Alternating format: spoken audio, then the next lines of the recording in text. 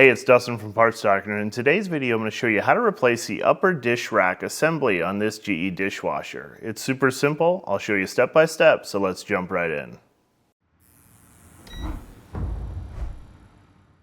The upper dish rack assembly on this GE dishwasher includes a metal dish rack frame and 4 rack bracket assemblies. The upper rack assembly may need to be replaced if the rack brackets are broken or missing, or the rack gets corroded, rusted, bent, or broken. The upper dish rack assembly does not include the dishwasher conduit middle assembly or the center wash arm. If you need either one of those components, be aware that they are sold separately, and we will link to them in the description below. If you need to purchase a replacement upper rack assembly for your GE dishwasher, you can check out our website, partsdoctor.com. We offer fast shipping and only sell manufacturer-approved genuine replacement parts for all major appliance brands. There are no tools needed for this repair. To access and replace the upper rack assembly, first open the dishwasher's door all the way and pull out the top rack. To remove the top rack, lift the rack slightly to clear the front rollers, then pull it forward so that the rear rollers reach the end of the slides. Lift the rack out and set it upside down on the top of the rack on a flat surface to prevent damaging the spray arm. Remove the spray arm and conduit assembly by locating the release tab on the back of the conduit assembly.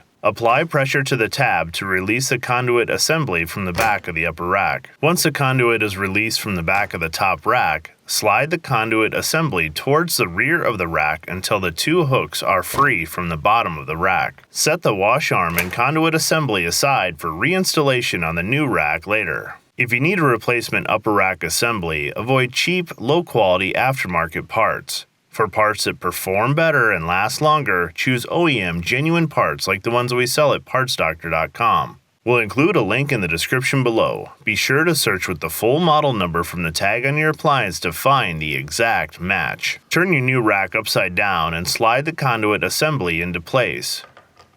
Be sure the 2 hooks go on either side of the middle center rack rail. Once both hooks are started on the rack, apply pressure to the rear of the conduit assembly to snap the conduit to the frame of the rack. Be sure that it locks into place and both hooks are securely in place on the bottom of the rack.